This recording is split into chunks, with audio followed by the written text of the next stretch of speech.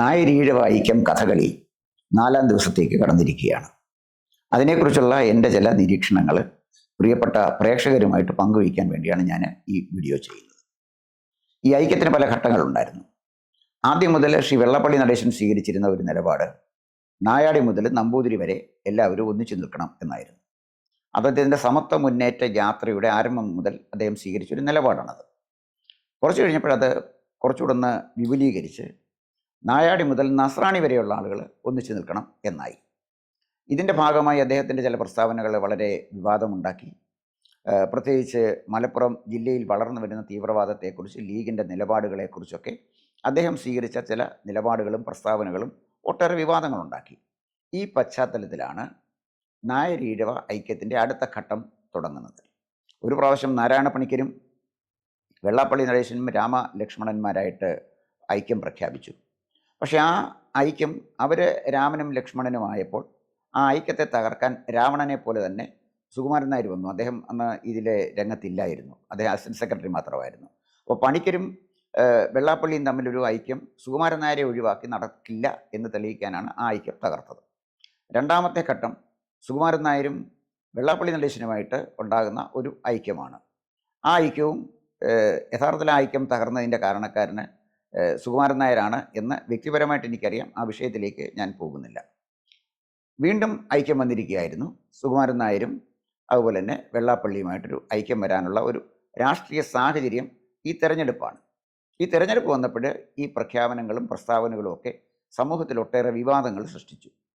ഈ സാഹചര്യത്തിലാണ് വെള്ളാപ്പള്ളി നടേശൻ്റെ ഹിന്ദു ഐക്യം എന്ന പ്രഖ്യാപനത്തെ സുകുമാരൻ നായർ സ്വാഗതം ചെയ്യുന്നത്. അദ്ദേഹം പറഞ്ഞത് ഹിന്ദു ഐക്യത്തിനല്ല അദ്ദേഹം ഊന്നൽ കൊടുത്തത്, നായരീഴവ ഐക്യത്തിനാണ് അദ്ദേഹം ഊന്നൽ കൊടുത്തത്. ആ ചർച്ചകൾ ഇങ്ങനെ സജീവമായിട്ട് മുന്നോട്ട് പോയിക്കൊണ്ടിരിക്കുന്ന സമയത്താണ് അദ്ദേഹം പത്രസമ്മേളനം വിളിച്ച് പറയുന്നത്, വെള്ളാപ്പള്ളി നടേശൻ വളരെ മുന്തിയ കാറിൽ ജനിച്ച കാലം തൊട്ട് സഞ്ചരിക്കുന്ന ആളാണ്. അദ്ദേഹത്തിൻ്റെ അച്ഛൻ വലിയ വ്യവസായിയായിരുന്നു. അതുകൊണ്ട് മുഖ്യമന്ത്രിയുടെ കാറ് കണ്ട് ആകർഷിച്ച് അതിൽ കയറിയതല്ല, അങ്ങനെ പറയുന്നത് ശരിയല്ല എന്ന് പറഞ്ഞ് അദ്ദേഹം വി.ഡി. സതീശനെ വളരെ ശക്തമായിട്ട് വിമർശിക്കുകയും ചെയ്തു. അത് കഴിഞ്ഞപ്പോൾ ഘട്ടം ഘട്ടമായിട്ട് ഈ രണ്ട് സമുദായങ്ങൾ അടുത്ത് വരുന്ന സമുദായങ്ങളുടെ അടുപ്പം അത് അല്ലേ തന്നെ ഇവിടെ ഉണ്ട്, അതിനകത്തൊന്നും വലിയ പ്രശ്നമൊന്നുമില്ല. ഈ സമുദായ നേതാക്കന്മാർ തമ്മിലുള്ള ഒരു ധാരണ ഉരുത്തിരിഞ്ഞ് വന്നു. അങ്ങനെ വന്നപ്പോഴേ സുകുമാരൻ നായർ പത്രസമ്മേളനം വിളിച്ച് ഊട്ടി പറഞ്ഞ രണ്ട് പ്രധാനപ്പെട്ട കാര്യങ്ങൾ. അതിലൊന്ന് അദ്ദേഹം പറഞ്ഞത് നായരീഴവ ഐക്യം ഈ കാലഘട്ടത്തിൻ്റെ ആവശ്യമാണ്. ഈ ഐക്യവുമായിട്ട് ബന്ധപ്പെട്ട ചർച്ചകൾ നടത്താനായിട്ട് തുഷാർ വെള്ളാപ്പള്ളി പെരുന്നയിലെത്തിയാൽ അദ്ദേഹത്തെ ഒരു മകനെ പോലെ അതല്ലെങ്കിൽ ഒരു സഹോദരനെ പോലെ താൻ സ്വീകരിക്കും എന്നാണ് പറഞ്ഞത്. 48 മണിക്കൂർ കഴിഞ്ഞപ്പോൾ സുകുമാരൻ നായർ നിലപാട് മാറുന്നു. അദ്ദേഹം പറയുന്നു ഈ ഐക്യം കാലഘട്ടത്തിൻ്റെ ആവശ്യമല്ല.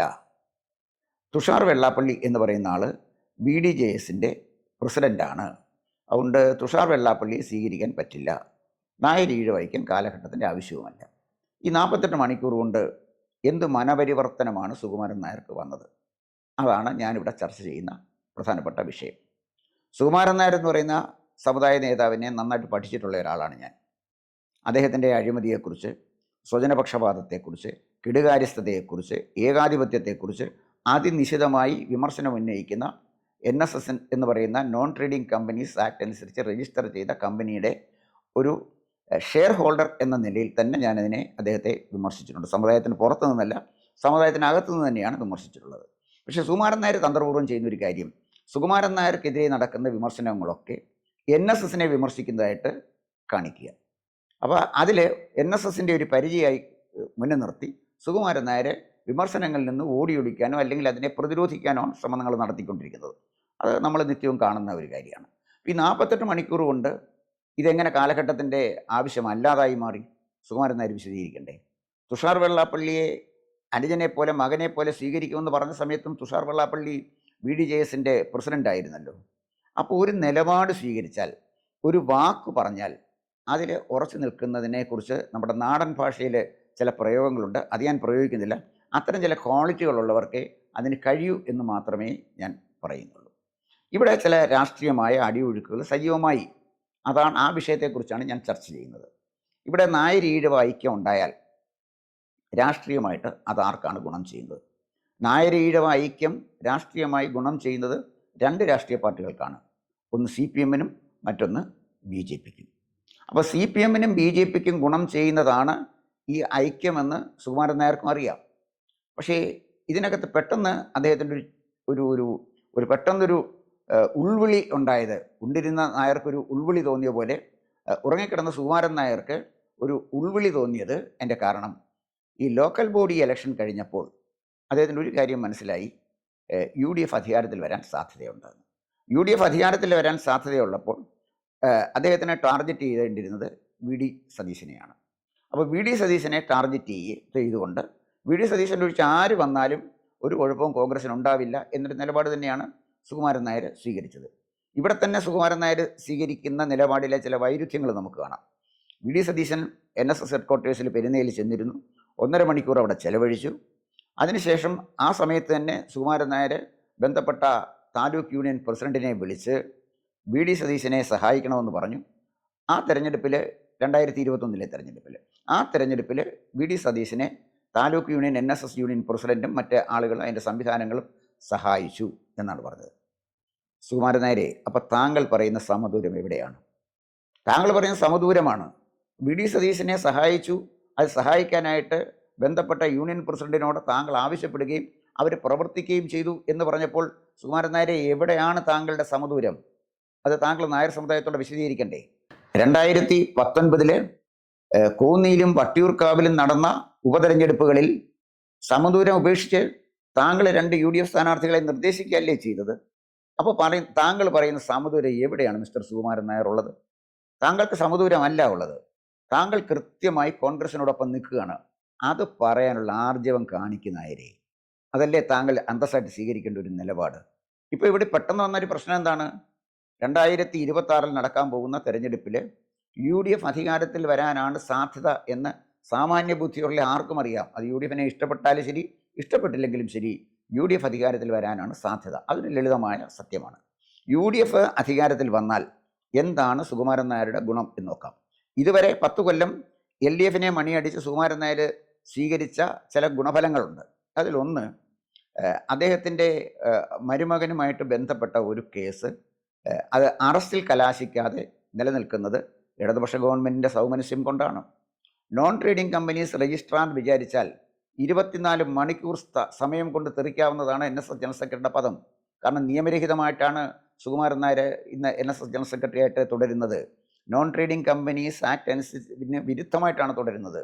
അത് ഹൈക്കോടതിയിലെ കൃത്യമായി ബന്ധപ്പെട്ട ഒരു അഫിഡവിറ്റ് കൊടുത്താൽ തീരാവുന്ന കാര്യമുള്ളൂ സുകുമാരൻ നായരുടെ ഈ ജനറൽ സെക്രട്ടറി പദം. മറ്റൊരു പ്രധാനപ്പെട്ട ഒരു കാര്യം എന്താണെന്ന് വെച്ചാൽ, സുകുമാരൻ നായർ അദ്ദേഹത്തിനെതിരായിട്ടുള്ള കേസ്, സുകുമാരൻ നായർക്കെതിരായിട്ടുള്ള കേസ് കേരള ഹൈക്കോടതിയിൽ നിൽക്കുകയാണ്. ഈ കേസ് 63 പ്രാവശ്യമാണ് മാറ്റിവെച്ചിരിക്കുന്നത്. ഇത് കേൾക്കുന്ന പൊതുസമൂഹം തിരിച്ചറിയണം. ഒരു മനുഷ്യനെതിരെ ഒരു കേസ്, ഒരു സംഘടനാ നേതാവ്, ഒരു സമുദായ നേതാവിനെതിരെ ഒരു കേസ്, 2 മണിക്കൂർ വാദം കേട്ടാൽ തീരാവുന്ന ഒരു കേസ്, അത് 63 പ്രാവശ്യം കേരള ഹൈക്കോടതിയിൽ മാറ്റിവെച്ചു എന്ന് പറയുമ്പോൾ അതിനകത്ത് ഉള്ള കാര്യങ്ങൾ എന്താണ് എന്ന് അരിയാഹാരം കഴിക്കുന്നവർക്കൊക്കെ തിരിച്ചറിയാം. ഞാൻ അതിലേക്ക് പോകുന്നില്ല. എന്തായാലും ശരി, ഈ മാറ്റിവെപ്പ് മഹോത്സവം പൂർവാധികം ഭംഗിയായിട്ട് നടത്താൻ അദ്ദേഹത്തിന് ചില ആളുകളുടെ സഹായം ആവശ്യമാണ്. ഭരിക്കുന്ന ഗവൺമെൻറ്റിൻ്റെയും സഹായം ആവശ്യമാണ്.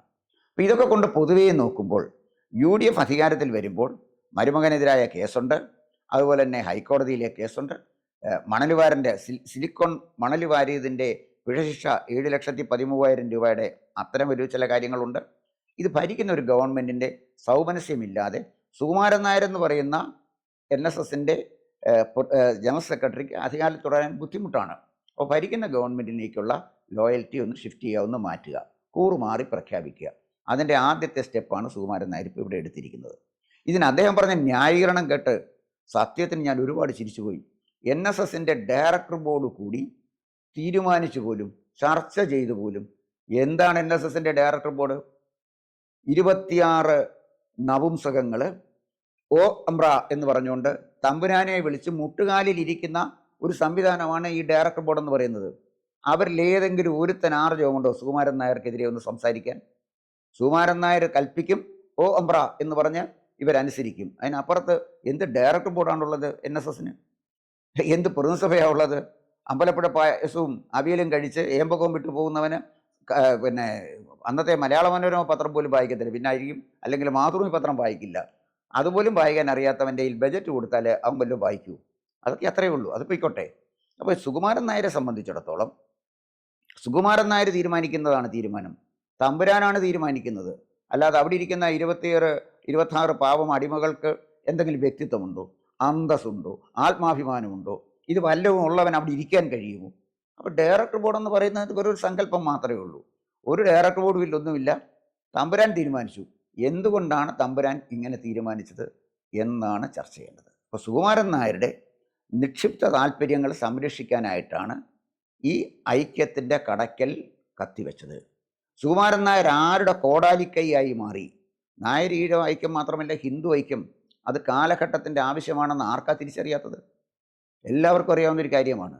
എല്ലാവരും ന്യൂനപക്ഷ ഐക്യം, ന്യൂനപക്ഷം ക്രൈസ്തവ ഐക്യത്തിന് വേണ്ടി ക്രൈസ്തവർ ശ്രമിക്കുമ്പോൾ, മുസ്ലിങ്ങളുടെ ഐക്യത്തിന് വേണ്ടി മുസ്ലിങ്ങൾ ശ്രമിക്കുമ്പോൾ, ഹിന്ദുക്കളുടെ ഐക്യത്തിന് വേണ്ടി ഹിന്ദുക്കൾ ശ്രമിക്കുന്നതിൽ എന്താണ് തെറ്റ്? ആ ഐക്യം കാലഘട്ടത്തിൻ്റെ ആവശ്യമല്ലേ? സുകുമാരൻ നായർ തന്നെയല്ലേ പറഞ്ഞ കാലഘട്ടത്തിൻ്റെ ആവശ്യമാണെന്ന്? 48 മണിക്കൂർ കഴിഞ്ഞപ്പോൾ അത് കാലഘട്ടത്തിൻ്റെ ആവശ്യമായ അല്ല എന്ന് തിരിച്ചറിഞ്ഞ് ആരോ ചിലരുടെ കോടാലിക്കൈയായി മാറി കാലഘട്ടത്തിൻ്റെ ആവശ്യമായ നായർ ഈഴവ ഐക്യത്തെ തകർത്ത സുകുമാരൻ നായർ ആരാണെന്ന് ആദ്യം തിരിച്ചറിയേണ്ടത് നായർ സമുദായമാണ്.